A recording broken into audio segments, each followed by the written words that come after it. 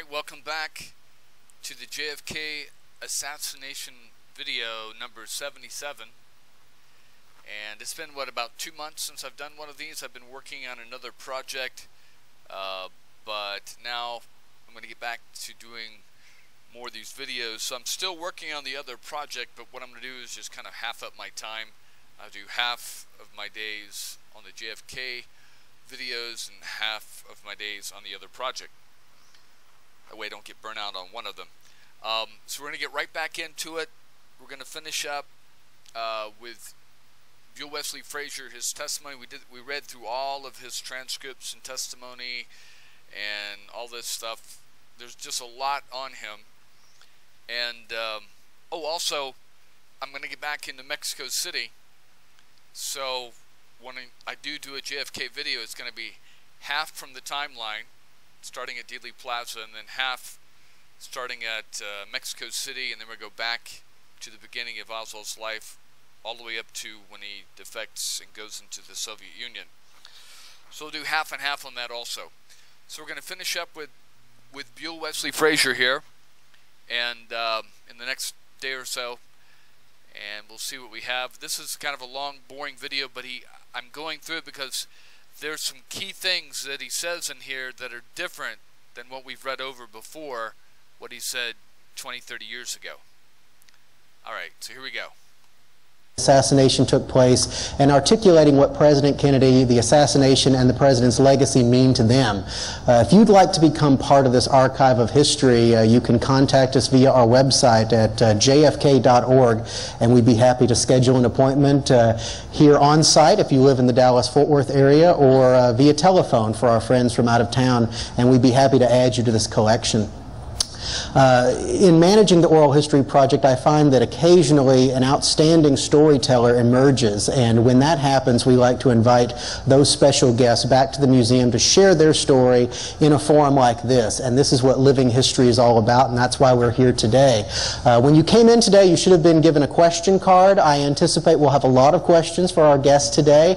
If you would, fill those out and have them ready, and later on in the program, I'll ask you to pass those to the end of your rows. We'll collect them and go through as many as we can in the hour we have today. And also, please make sure your cell phones are silenced. This is being recorded. And with that, I want to welcome our very special guest today, Buell Wesley Frazier, who, as I'm sure all of you know, was employed here at the Texas School Book Depository in 1963 and drove a fellow employee, Lee Harvey Oswald, to work several times, but particularly on the day of the assassination, November 22nd, 1963. Please join me in welcoming Buell to tell his story today.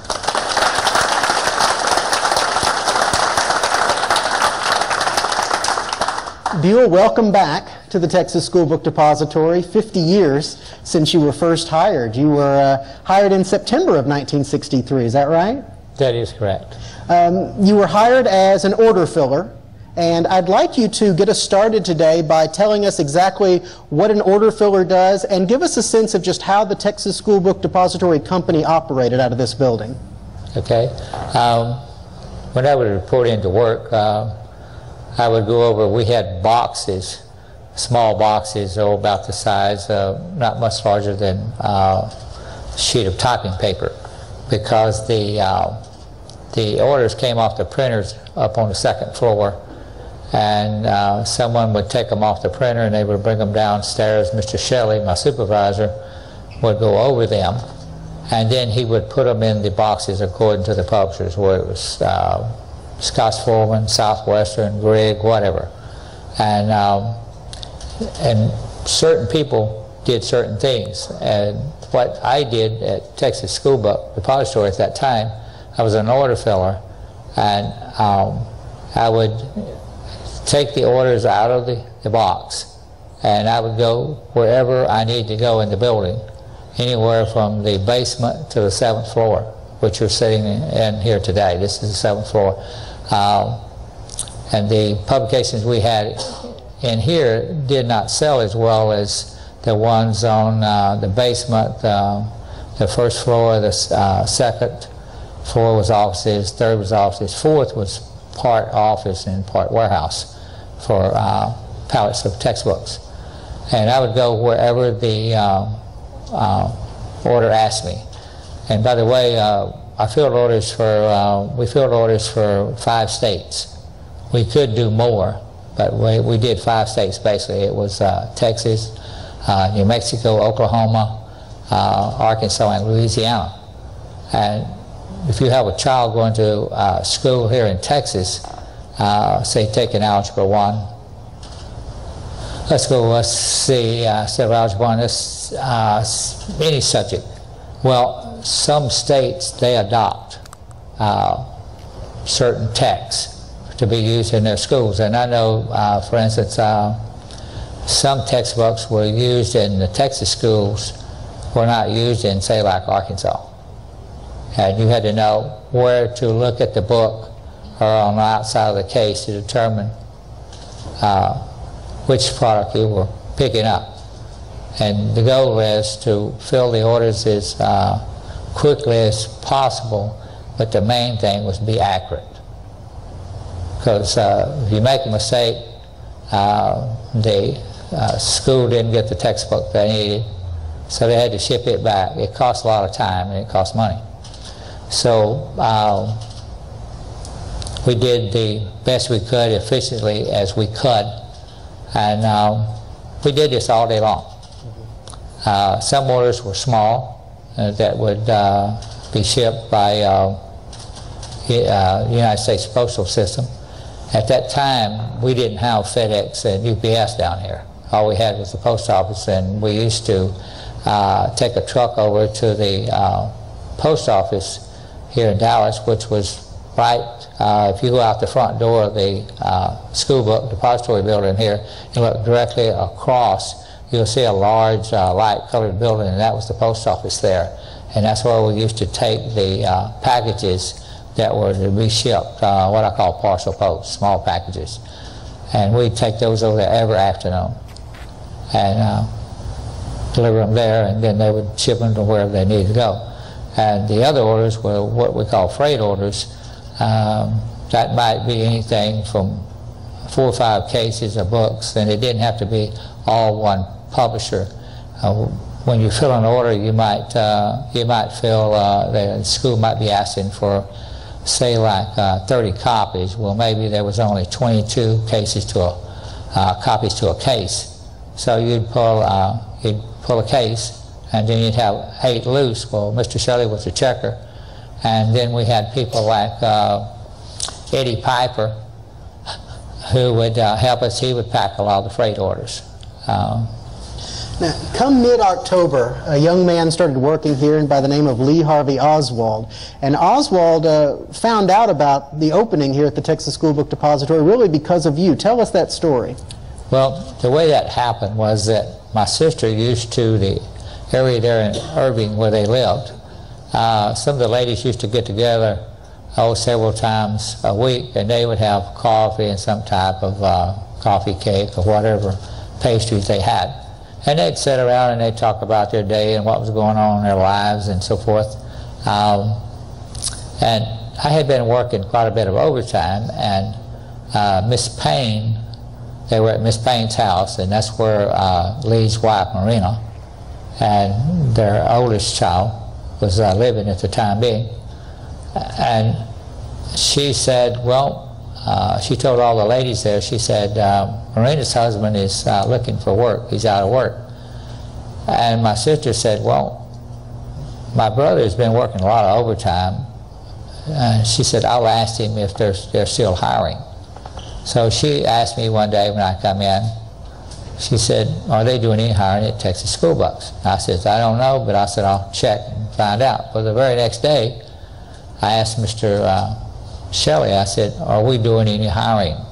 I said, there's a woman living out with a family in Irving, and her husband's looking for work. And he said, well, let me check and see. Well, he checked with Mr. Truly, and it wasn't very long. He come back and he told me, he says, have the man come by and fill out an application. Well, Lee did come to Texas School Book. He filled out the application, and they hired him. And the first time that I met Lee was in front of Mr. Shelley's office. As a matter of fact, I was somewhere in the building. We had 5 speakers that they could talk to you or call you anywhere in the building, in the warehouse. And so I was doing something, and he said, I need you to come to my office. So I did that, and when I was approaching his office, Mr. Bill Shelley was standing there, and he had a man with him. And he walked up and he said, I went by that, and then I went by Wesley. And he said, Wesley, he said, this is Lee. He said, I want you to take him and teach him how to fill orders. And I said, okay. And so I told him what I was doing. I said, well, I'm currently working on an order I already started. I said, come and you can finish that with me. And I explained to him that down on the first floor that we had some bins, and I said, that's where we keep, if we need, say, like 3 copies, we go to the bins and get them on the first floor. But I said, if we need 2 cases. All right, so I've just been letting him go on because, you know, it's pretty boring in the beginning what he says, but then he starts to get into more of Lee Oswald. And, you know, let's not forget that the whole building that the Texas School Book Depository was in was owned by D.H. Byrd, another multi-millionaire living in Dallas. Also just happened to be the, I think the brother or the cousin of Admiral Byrd, you know, Admiral Byrd. And D.H. Byrd was involved in all these right-wing conservative groups, even I believe even the John Birch Society, things like that. I find it interesting that Oswald moves kind of back to the same area where he was living before, but a little closer to downtown. Like he knows that he's going to get a job somewhere in that area. He lives with this one lady for a week who then kicks him out because she hears him speaking some foreign language and she wants to eavesdrop, and so she doesn't like that he's speaking a foreign language, and so she kicks him out. And so then he moves over to another location before he even gets the job. It's just right across the bridge from you know, they're on Beckley, in kind of the same area.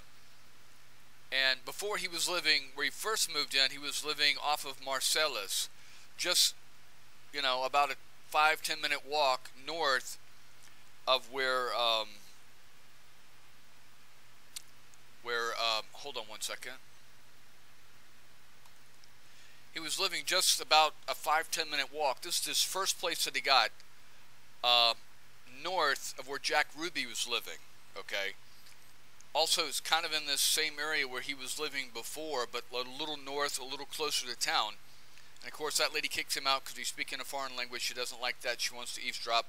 Then he moves over to Beckley, where he finds a rooming house there. And he gets the job of the morning before he goes into the interview. I mean, he gets the room, he rents the room before he gets the job there. So it's almost like he knew that he was going to get a job already at the Texas School Book Depository. My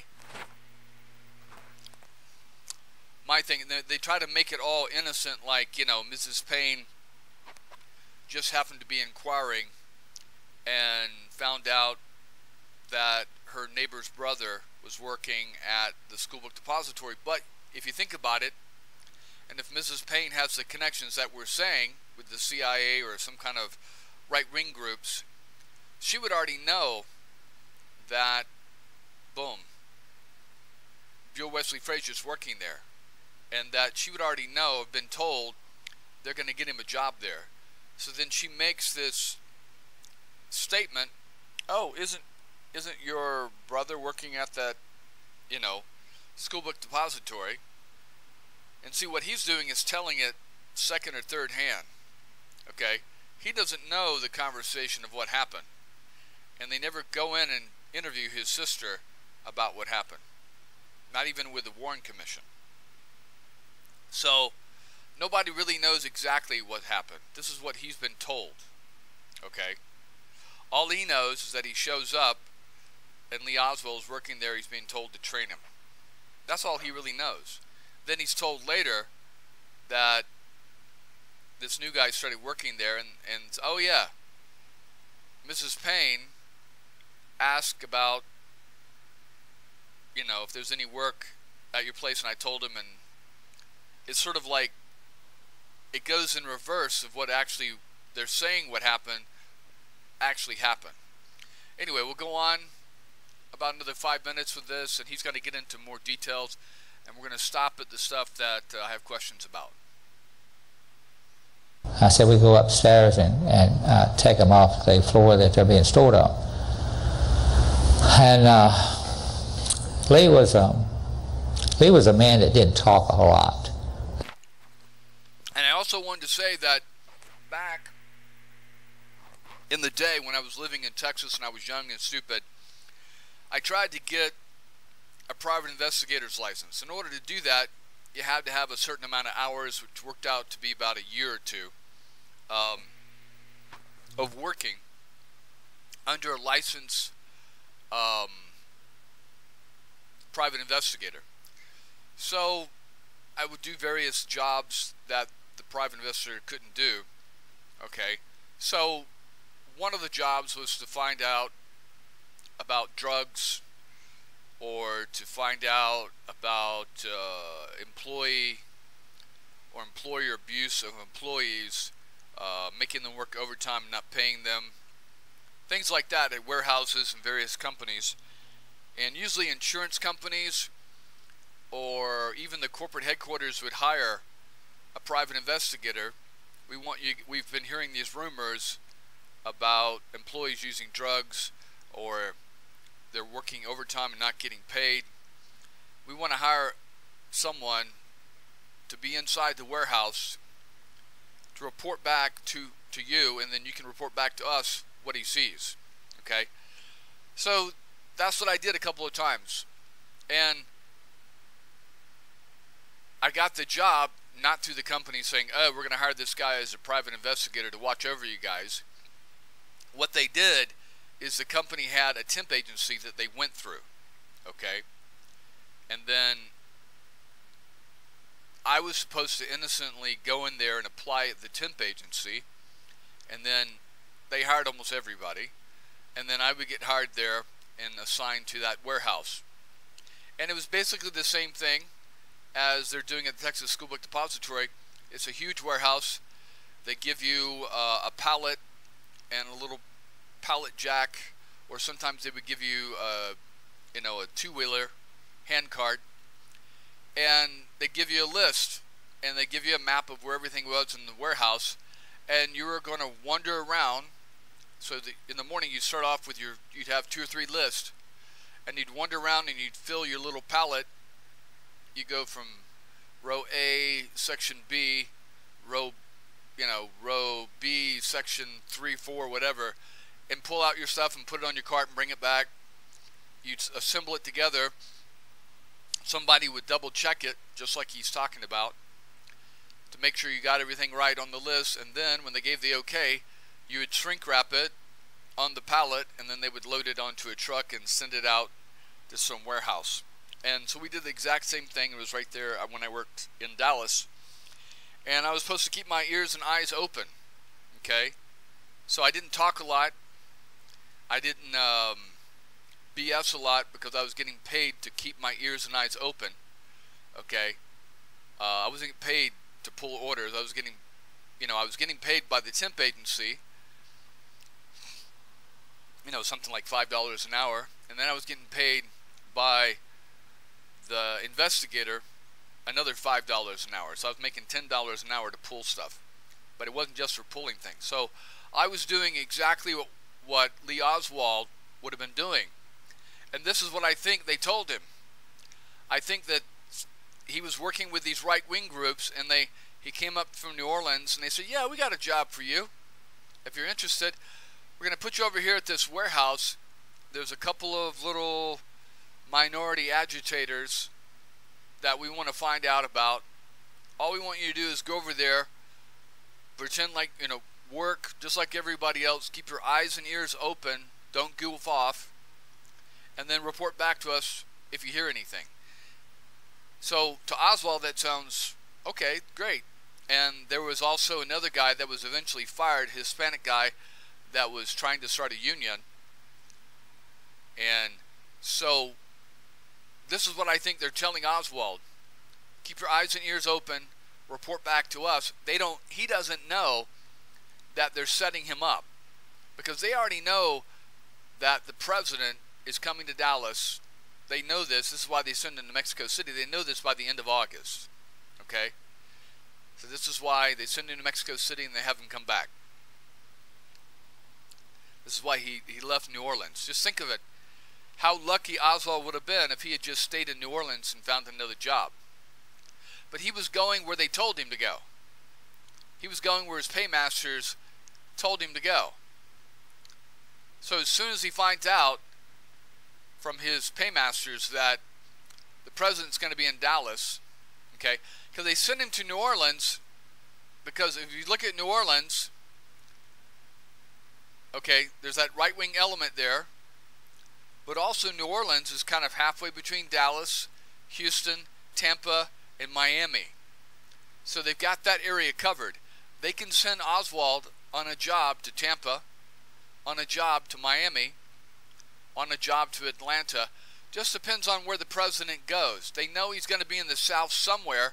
They just don't know exactly in May, when they send him, where he's going to go. They got another guy covering Chicago.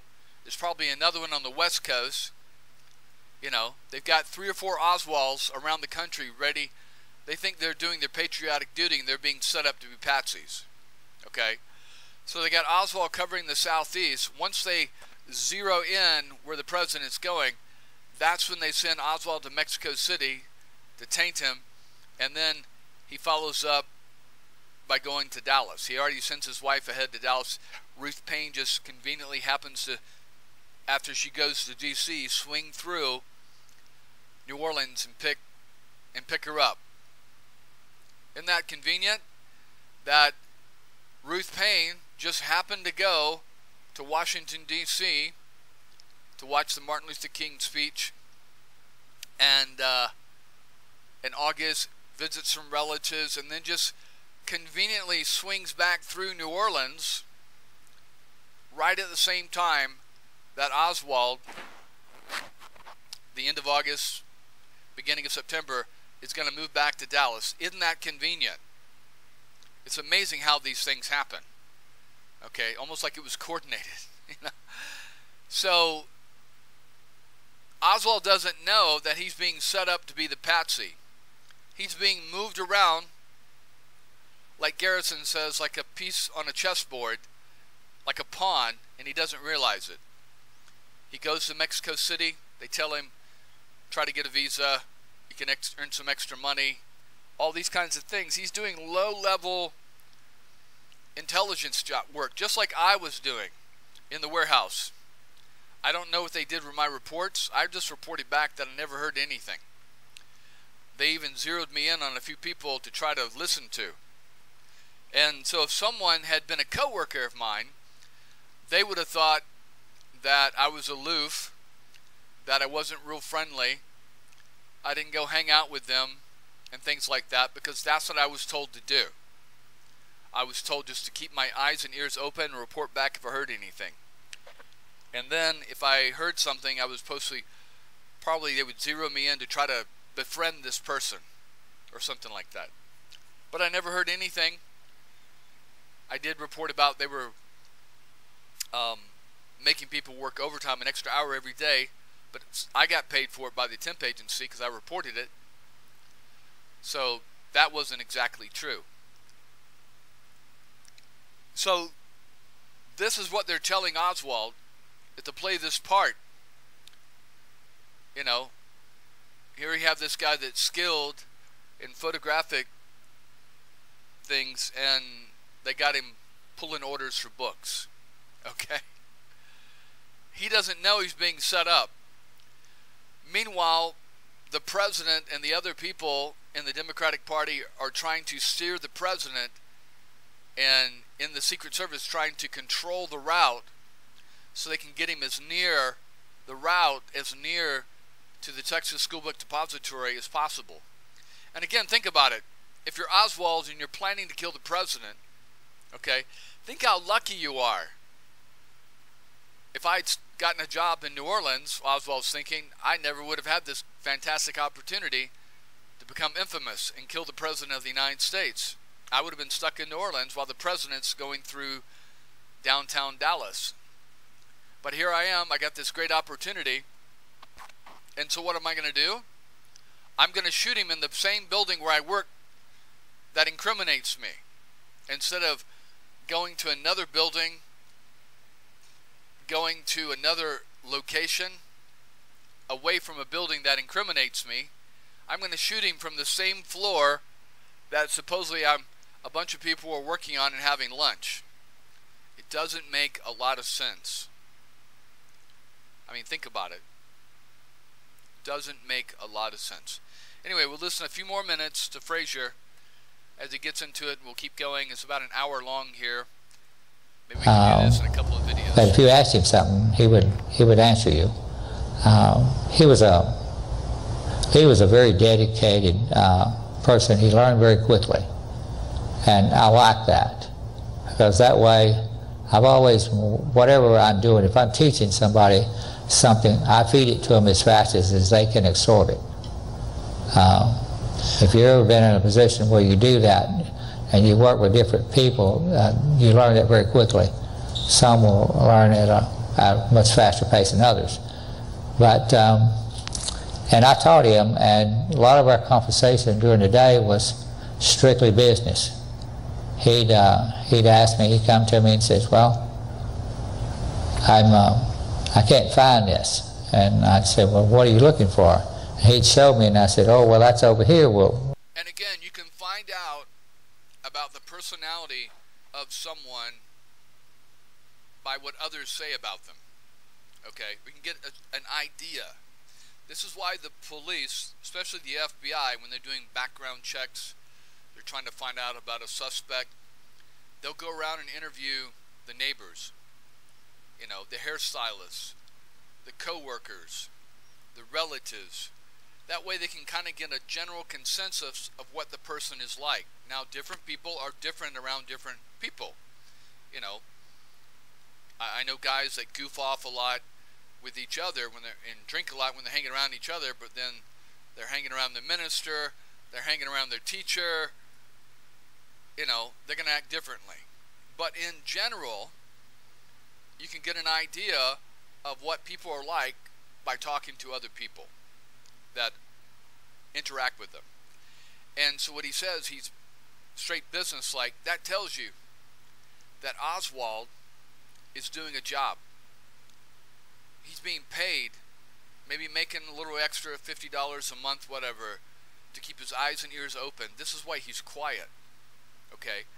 Because you listen to the Warren Commission, they like to paint him as this radical, you know, fanatic, communist fanatic that's out there getting into fights and passing out flyers in the streets of New Orleans. But when he's in Dallas, he's all business. He never passes out any flyers. He's not trying to agitate the workers of the world from the oppressive billionaire D.H. Byrd or H.L. Hunt. He's not out there, you know, passing out flyers in the streets of Dallas in front of the Brown and Root building. He's a straight-laced, patriotic American. But when you listen to the Warren Commission, they paint this guy that doesn't exist among his co-workers. He's not trying to agitate people, not trying to tell the blacks, hey, how come that we have to go to separate break rooms and lunch rooms and separate bathrooms, and we can't even eat together in a restaurant here in Dallas because you got to eat in the back and I got to eat in the front. Now, if he's this communist and he's pro-Kennedy and he is, you know, for equal rights, how can he just stay quiet if he's this radical communist like they're saying he is? It doesn't make a lot of sense. And again, I've said this many, many, many times before, they like to paint him as this radical communist agitator because they say he took a shot at General Walker. Well, General Walker is this right-wing Attila the Hun type, John Birch Society type person that was actually fired by President Kennedy and put in a mental institution by Robert Kennedy. Okay?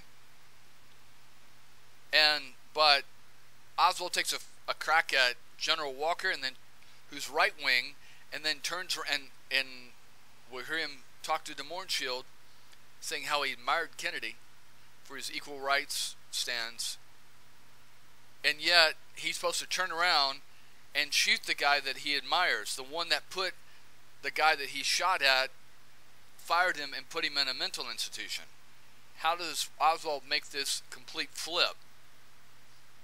I don't know. But again, we'll keep listening to what he has to say, and again, you get glimpses of what someone is like by what others say about them. Okay? And this is how you find out, because Oswald can't speak for himself, he's dead. This is how you find out what someone is really like. Alright, so we'll move on to the next video. Again, the George DeMornshield interview with his wife, with William Altman's, is just gold. It gives you a lot of insight into the person of what Oswald was like. And again, I'm not saying that, you know, George DeMornshield was a handler for Oswald. But here, Oswald, this is your mission for the day. Go out and do this, come back, bring me a receipt, and you'll get $50. You know, it's not like DeMorenshield's leaving little Mission Impossible tapes around for Oswald to listen to, and the tape self-destructs, and Oswald's on his mission. George DeMorenshield is more of an observer, okay? He's got contacts. They're still not sure about Oswald, okay? Maybe the Russians turned him. Maybe something's weird about Marina. So they're having DeMorenshield report back to them. He's doing some kind of daily report, maybe weekly report or after action report, and he's reporting back to them and letting them know what he heard, what he saw. Okay? And it seems to be pretty sympathetic the way he talks about it. I think this is also part of the guilt that causes him to commit suicide 15 years later, because he realized that DeMorenshield didn't realize when he was reporting back they were setting Oswald up. He didn't realize that until later, and then that started to wear on him. And then you see him do this interview in the mid-70s with Altman. And it's interesting, I didn't know this, but Wilhelm Altman actually portrayed George DeMorenshield in the 1992-91 JFK movie with Oliver Stone. So I think that was kind of weird, seeing that it was William Altman was one of the persons that contributed to his mental breakdown of DeMorenshield. Anyway, we'll get into this and we'll listen and see what it says. These meetings. And what else did he say about them? Can you tell us more? Yeah. He said, as I remember, that we listened to monotonous speeches, half-dazed, like children, at the end of the long, boring lesson. Then we voted, rather indifferently, as if still in a daze. Then later, like children, we would file from that room. Like children, we filed from the school, and we ran home happily.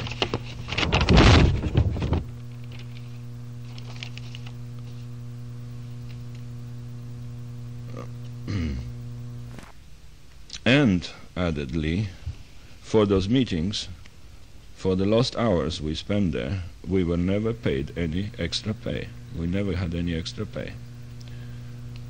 Listening to that, I thought to myself, this fellow is all right. He spoke of other foreigners who lived or worked. I think it's interesting, he's reading from his Okay? So this whole thing they're recording is all to promote his book that I don't think ever gets out there, because I think he kills himself before the book gets out there. But it's interesting, though, because my question is, how does the Mornschild able to quote word for word what Oswald was saying 15 years before, unless maybe he was taping Oswald? I think that's probably what was happening.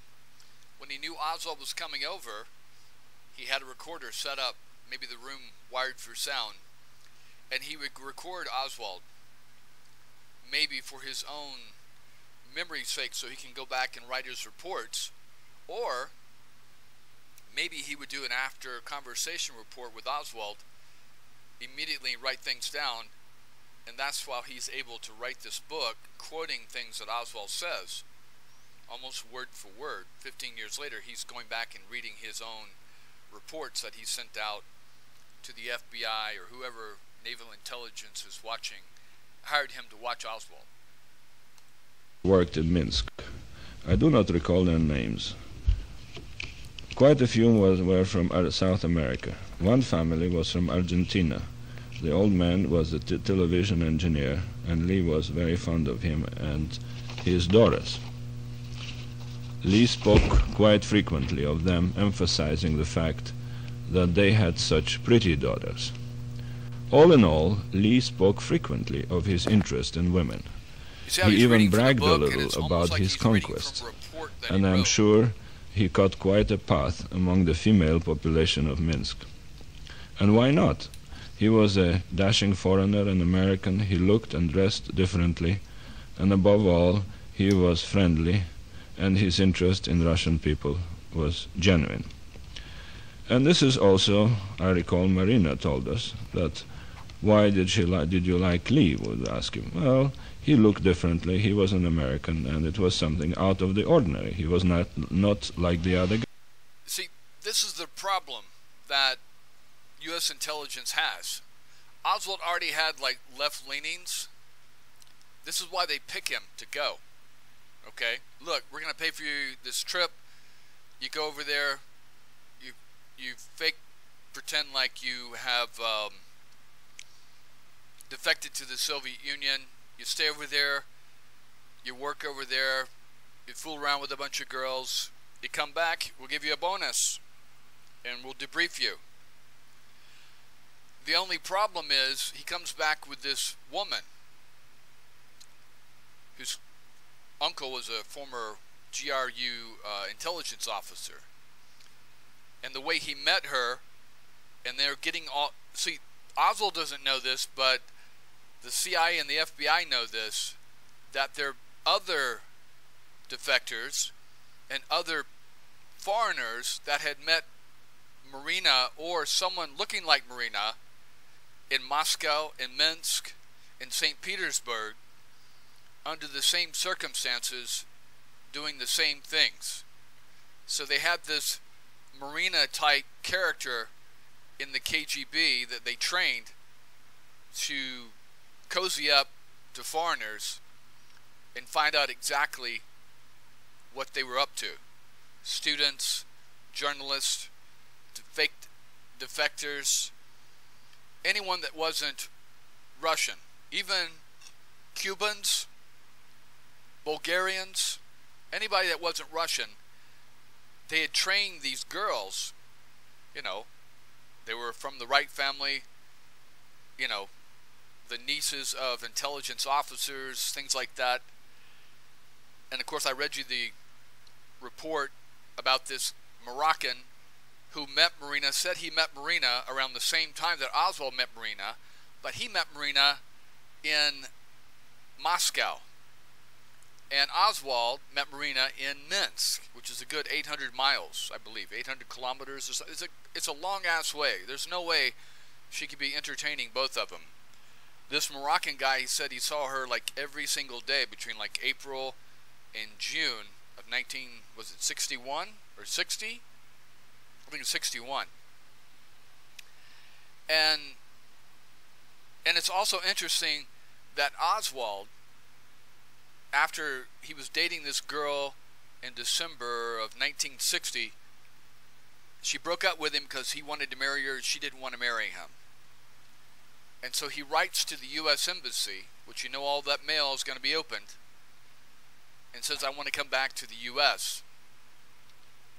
And then soon after that, this is like January, February of 1961, now Kennedy is president. Soon after that, about March or April, that's when he mysteriously bumps into Marina at this Union dance hall. And of course, so Marina is a go-getter. She either volunteered or was recruited because her uncle's former KG, or the GRU intelligence. Here, what we want you to do is go out and just, go. Here's some money. Go dancing. Go partying. Meet these foreigners. Get to know them. Date them. Whatever. And report back to us what you hear. Talk to them about Russia. Talk to them about the West. Report back what they say. We'll ask you. We'll give you a few lists of questions. You slip it into the conversation. We want to hear what you say. So they've got this set of girls, some prostitutes, some former people that have been caught doing things they shouldn't be doing, so they're working off their time. Some people that are trusted family members of intelligence officers, and I'll call them Marina Project, okay? And we do it all the time. They do it all the time. The Chinese do it all the time. Everybody does this. And so they got all these marinas out there. So the problem for the CIA or Naval Intelligence or whoever was handling Oswald was he was already left-leaning a little bit before he got sent. And I think he was just left-leaning to be different. So they're thinking, he's got this Marina girl, we need to keep track of her. This is why they don't debrief Oswald, okay? He just comes back, he's expressed back into the U.S., and they're trying to fake Marina out and possibly Oswald out because they don't know, did the Russians turn Oswald? And so now they've got the Mornshield and other people out there watching Oswald, okay? And maybe even Oswald is now working for the FBI or the Attorney General's office watching the right-wing groups, okay? So in between that, you've got this battle going on. You've got Naval Intelligence, CIA, that's not so sure about Oswald, definitely not sure about Marina. Okay, they're intercepting her letters back to Aunt KGB about how many cows and chickens she's seeing in Dallas. Okay, Marina is just a go-getter trying to get out of the Soviet Union. Okay, so she uses her uncle's influence to get her into one of these Marina pillow talk positions. She finds some sucker and uses him to get over to the U.S. Okay? So, but the CIA doesn't know what she's reporting back in her letters to Aunt KGB at the embassy and at, back in Moscow. They did find one letter that went back to an address that was the same address, okay, for a relative that was reported back from another fake defector as being a KGB safe house. So some way in there, they know something's not right. This is what de Mornshill's doing. While he's there in Dallas, he's reporting back. He's probably even recording Oswald's conversations. De Mornshill's going back, and they're typing that up into a report. He's using these reports 15 years later to write his book. He's reading from this book to do this video. So that is what we have here. It's very complicated, but nobody trusts anybody, okay? I mean, like, in some of these operations, say like in Afghanistan, we may have an intel guy in, say, the Afghan government back when the Taliban wasn't in control, and we may have a contact, say a general in the army, we may have another contact in their headquarters there, and they may be reporting on each other, not knowing that they're both working for the CIA. And then that way the CIA knows if their contact is legit or is he just saying shit for money. If he says, I went here and went there and heard so-and-so say this and say that, and then the other guy says he went here and went there but didn't hear him say that, they know he's full of shit. And either to get rid of him or to not take what he says so serious.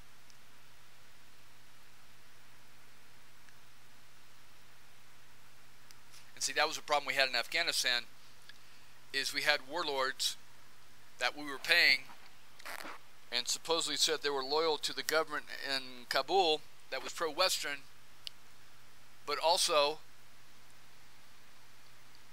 was working with the Taliban and looking the other way when they committed crimes against the U.S. military, and they were playing and still collecting money and saying they were loyal to the U.S., and they were playing both sides of the street.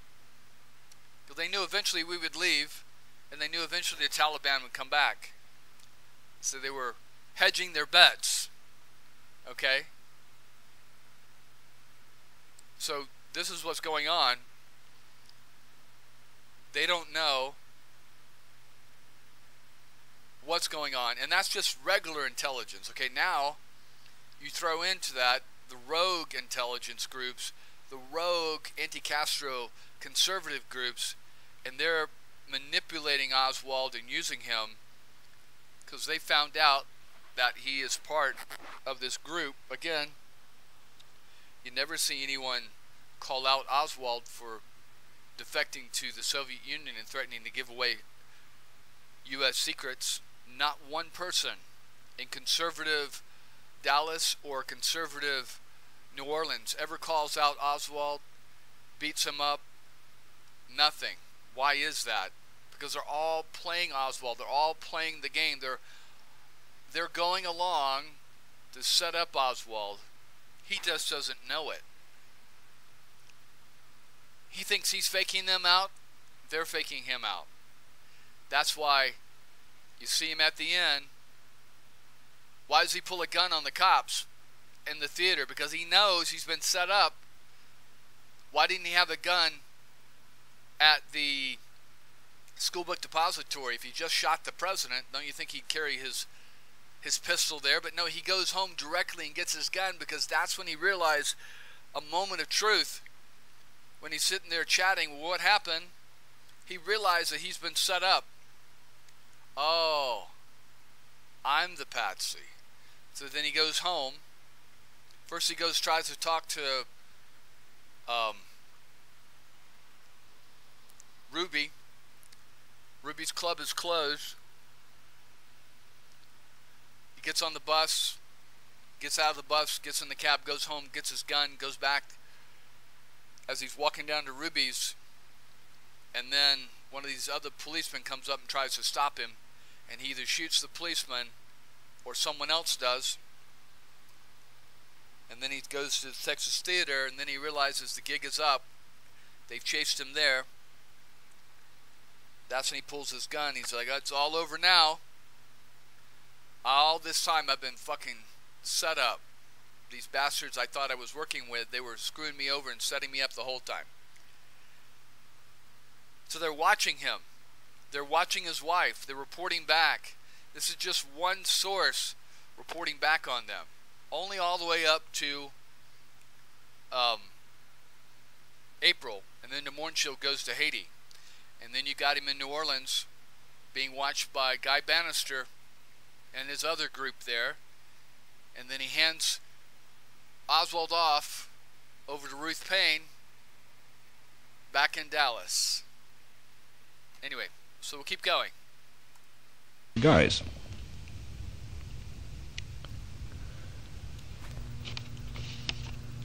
quite frequently, Marina would say that Lee was a perfectly normal individual, except that he was more interested in politics and book than in sex.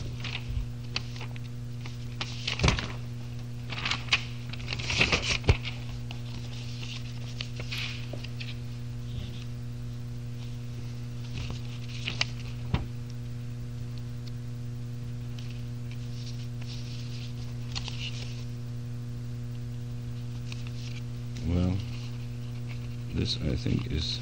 No, yeah. Could we stop now, because I cannot, I got lost.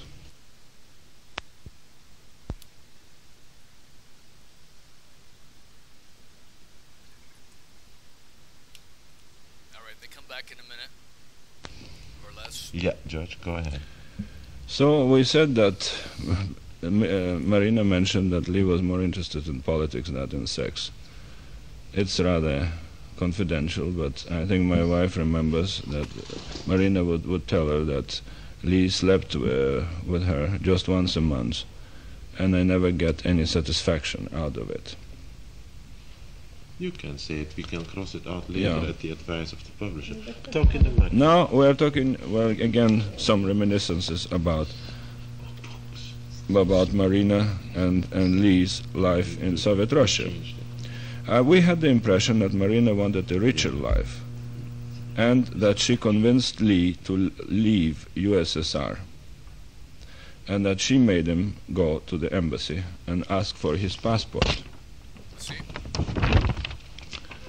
And as I recall, she told us that Lee took illegally a train from Minsk to Moscow. As being a foreigner, he was not supposed to leave town without notifying the police.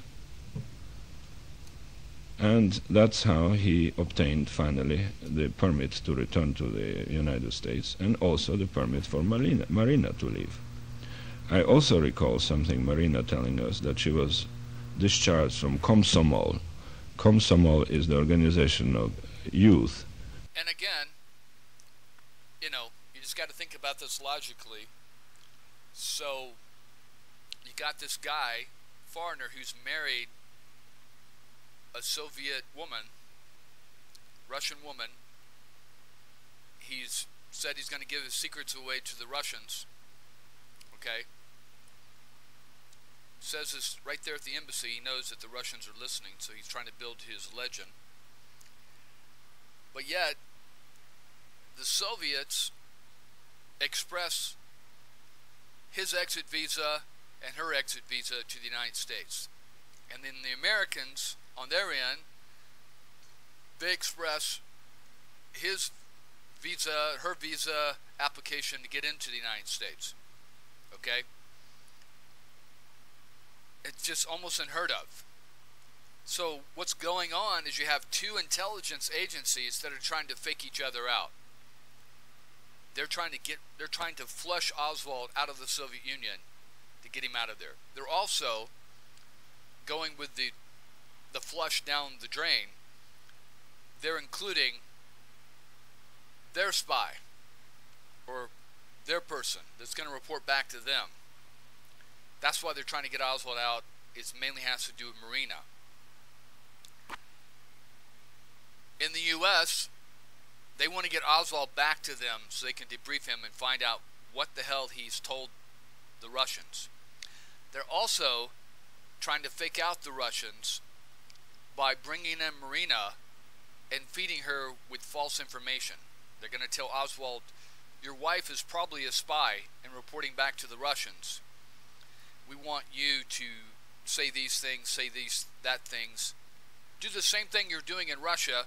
It's just now, instead of being microphoned by the Russians, you're being, you know, picked up by your wife, and then she's writing back to Aunt KGB whatever she hears.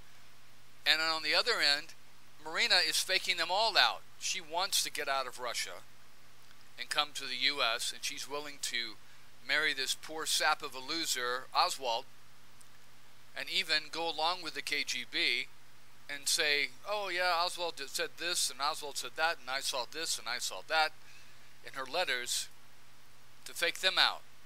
She's an opportunist, okay? She's using Oswald, she's using the KGB to better her life and get the fuck out of Russia. And you can't blame her. She's gaming the system. She's gaming the game. And she's not stupid. She knows that the Des Moines Shields are probably working for some intelligence agency, maybe even the Russians.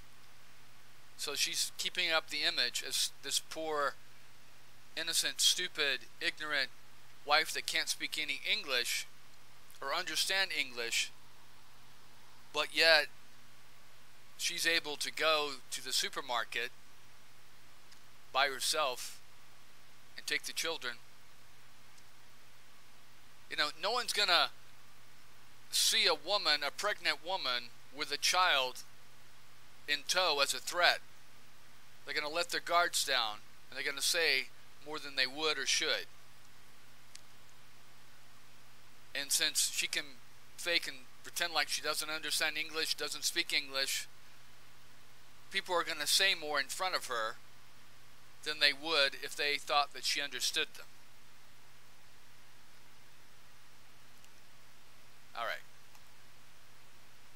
Communist youth, where practically everybody has to belong, and she was fired, discharged from this organization because she married Lee. And she wasn't too worried about it.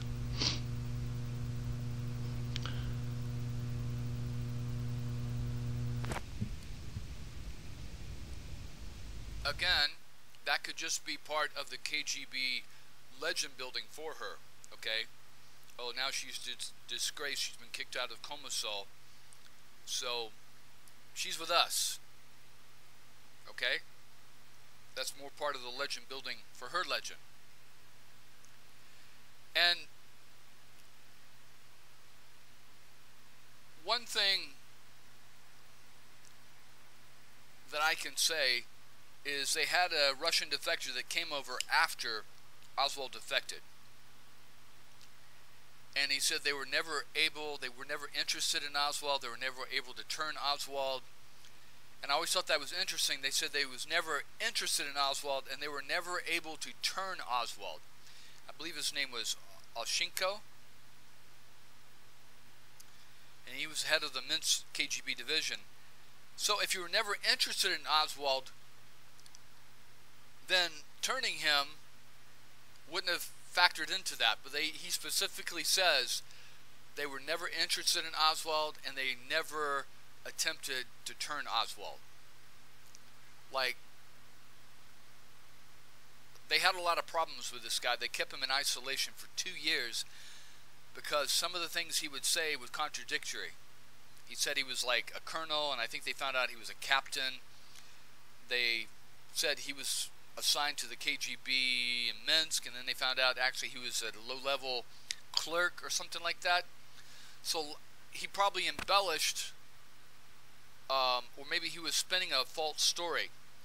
And this wouldn't have been the first time the Russians had sent over a fake defector, like Marina. Okay? He comes over, gets a new identity.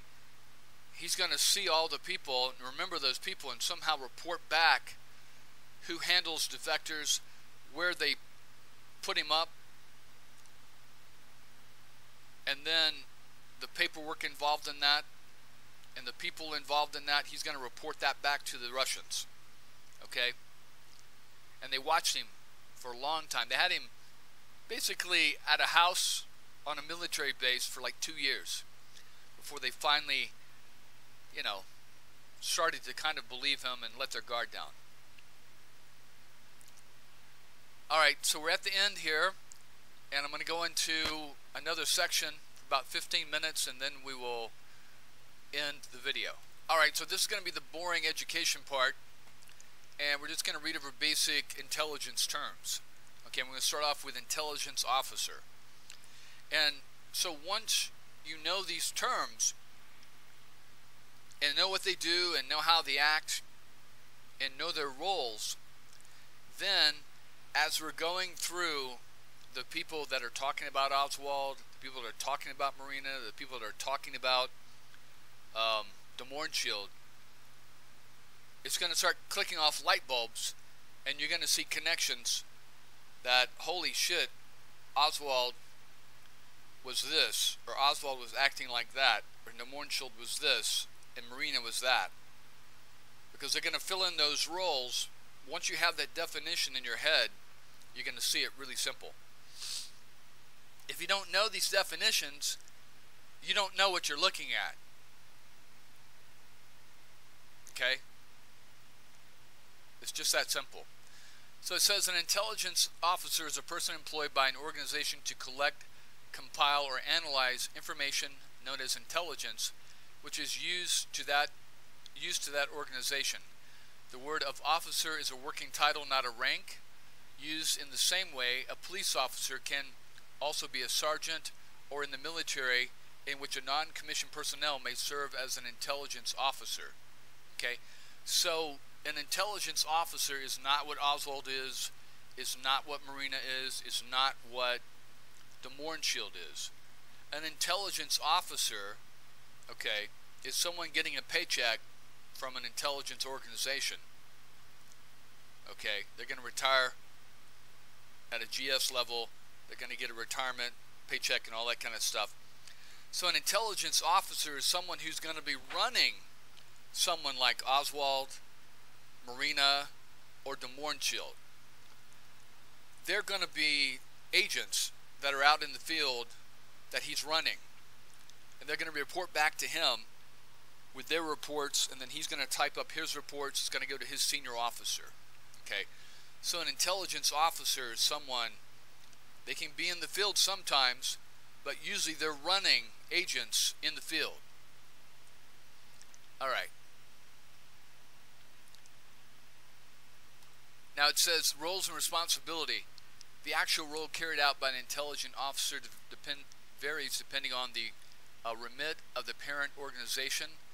Officers of foreign intelligence agencies, CIA, MI6, and ASIS, may spend much of their careers abroad.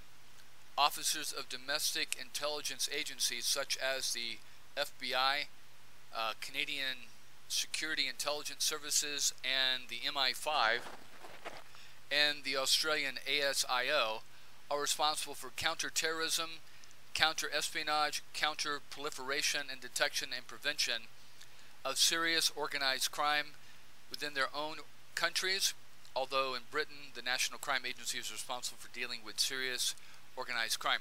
So, in case like the CIA, okay?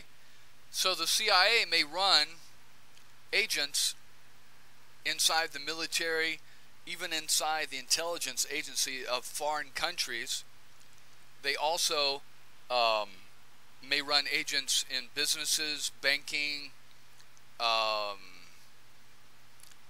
You know, there was what was that guy's name? Henri, who was a freelance agent at the Hilton, I believe it was the Hilton there in Paris. And he was a multi-agent, which means he had paymasters from multiple different intelligence agencies. And the reason they were interested in him, because he was head of security inside the hotel. He also was the driver for many of these people. So when they came to Paris, they didn't have their cars. They would use him and his cars to drive around. And he also had access to security tapes and cameras. So there were a lot of like rich people, Saudis, Russians, anybody who was rich was staying at this hotel. This is where Princess Diana stayed also. So he was working for many different agencies. He was an agent, okay? And he would report back. If they were interested in someone, he would report back what he saw, heard, whatever, on that person. And so that would be an agent for like the Central Intelligence Agency. For the FBI, you would have someone, say, involved in a mob organization, a mafia organization. Okay, see, maybe the New York police had arrested someone for some kind of street-level crime, but that guy was also involved in a mafia organization. Now, the way the mafia works now is they have different gangs of people that they think they're in a gang, okay? And whatever the gang's name, the 82nd Street Gang or whatever it's called. And they know their leader. But their leader has to pay tribute to whoever mafia family runs that organization out there. Okay? It's like a franchise fee. So it's like you may have your manager or owner of a local McDonald's, but you have to pay the McDonald's organization headquarters for the franchise to use that organization. So that's what's going on. You may have all these gangs that are, they're out there carjacking, they're out there selling drugs, they're out there burglary, but in order to operate in a certain area, they have to pay the mafia boss, the family, the descendants of that family, because if you don't, then they'll get the other gangs out there to come in and tear your organization to pieces. So it's the fear of that they pay tribute. Okay? So what the FBI would do is they would get someone on a low level and they would start working their way up. Okay, who's your boss? And then they would try to set them up with that boss to do something illegal. And then they would get that person, bring him in, set him down. Look, you're looking at 20 years unless you come work with us. You're going to wear a wire. We're going to have you do this. And then they would work their way up that organization. Now, who are you paying tribute to? Who is your money going to so you don't get killed? Because that's essentially what it is. You're paying somebody so they don't sick the other gangs on you and wipe you out. Okay, because gangs are a dime a dozen. Okay? They may not know it. They may think they're the biggest thing since sliced cheese, but none of them last more than like 4 or 5 years and they're all dead or in jail. And that way, those guys go to jail. Those guys go to prison. The mafia boss, the mafia family, they never put their name out there. They never put their body out there and get in trouble. And so they're working. That's why it's harder and harder to get the mafia nowadays, because it's 4 or 5, separations from them. So that's what the FBI is doing. They're using people and rolling them up the ladder to go as high as they can. Okay? And so that's going to be their agent in that organization. All right. So we'll go down. It'll say titles and responsibility common among intelligence officers include field officer, an officer who manages the intelligence collection plan for specific missions in foreign countries. So if you've got a bunch of agents in a country, okay, you're going to have someone out there, a local manager, managing those agents. They're going to report back to him every day if they need guns, they need a safe house, they need an extraction plan, all these things. That's going to be the field officer. And then he's going to reporting back to a case officer back in the U.S. who's going to be deciding what agents he's sending to that country, what equipment, what resources, how much money, things like that. All right. So, like in Oswald's case, Oswald is not going to have a field officer in the Soviet Union. Okay? He may have a field officer in Finland or Germany that's going to have limited contact with him somehow. Oswald may make a phone call and say, "Oh, is Aunt Bertha there?" And the guy says, "No, I'm sorry, you have the wrong number. There is no Aunt Bertha." "Oh, well, did I call 523-222-5757? No, you called 523-344-8797. "Oh, okay. All right, click." So what Oswald has just done, it sounds like he made a wrong phone call, but what he did is he sent already pre-understood intelligence to a field officer, say in Finland or at the U.S. Embassy. Oswald could have, you know, a contact at the U.S. Embassy, okay? It would be very, very limited because Oswald was under an intense amount of surveillance. This is why they also moved Oswald to Minsk, okay, and wouldn't let him leave Minsk, okay, because there's no embassy there in Minsk. This is why he tried to get back to Moscow and not let them know that.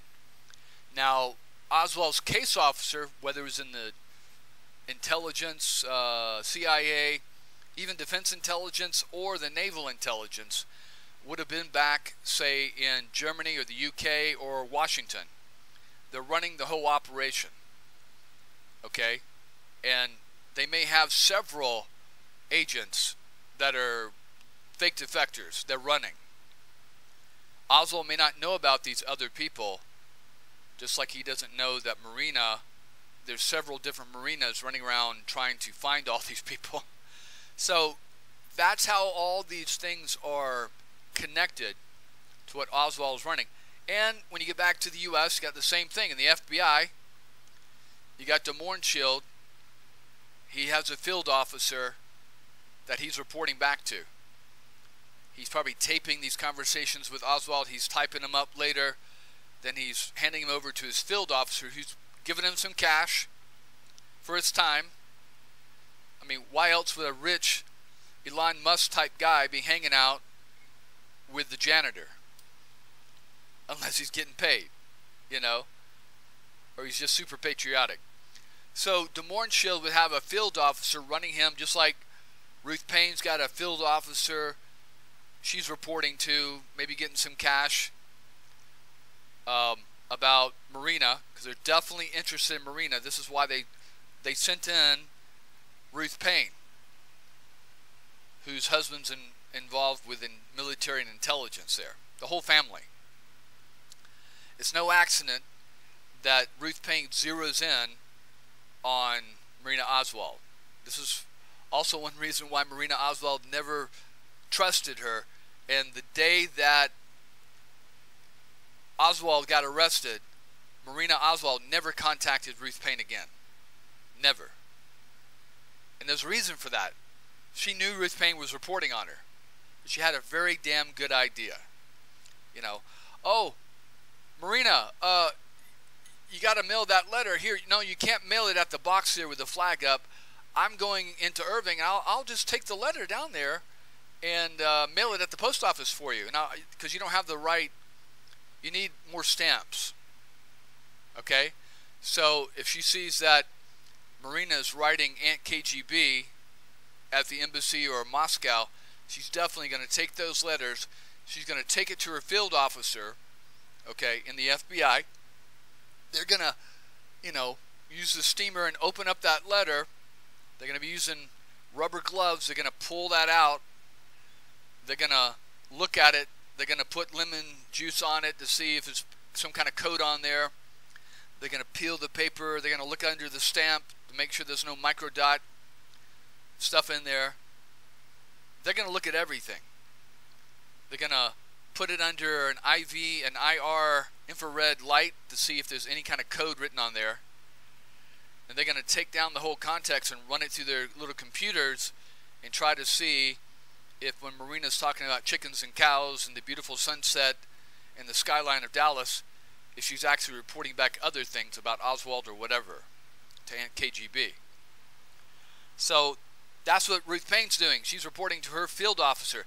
Now there's going to be a case officer for the FBI at their counterintelligence division, probably in D.C., that's going to be getting these reports. Okay, they're going to be getting them from Ruth Payne. They're going to be getting them from Demornschild. Maybe from New Orleans. Things like that. And they're going to be putting all this information together with what they know about Oswald and what they know about Marina. And they're going to say, yeah, there's something here.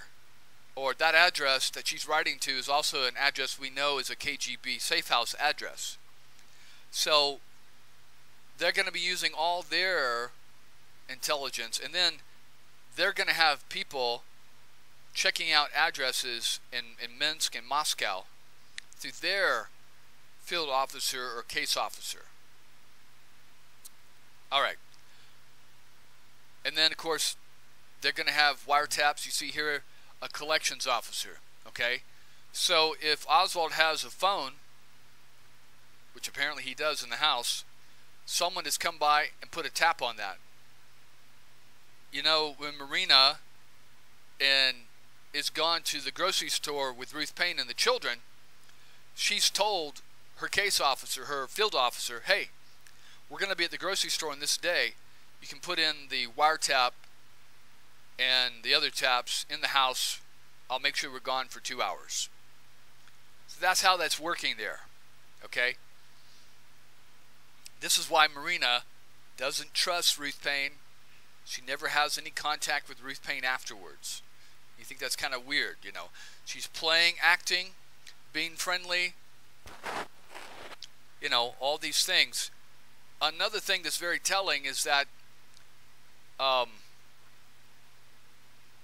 you hear de Mohrenschildt say that when they got back from Haiti, about 2 years later, they found these records that de Mohrenschildt's wife had given Ruth Payne, excuse me, had given Marina, and it'll say something in Russian and then something in English and something in Russian, something in English.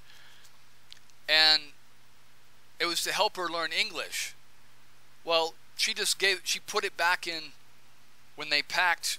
They went to Haiti, and someone came along and packed their material inside a storage bin after they left. Well, Marina came along and dropped off those records before they left because she knew she didn't need the albums, because Marina already knew English.